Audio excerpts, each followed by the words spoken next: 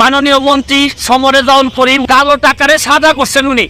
তাও মন্ত্রী হওয়ার আগে 10 তলা একটা বাড়ি আছে ওনার, যেটার নির্মাণ ব্যয় হয়েছে 15 কোটি টাকা। তোপখানা রোডে 2টি অফিস স্পেস, তারপর হচ্ছে গিয়ে জমি হচ্ছে গিয়ে অনেক অসংখ্য জমির মালিক।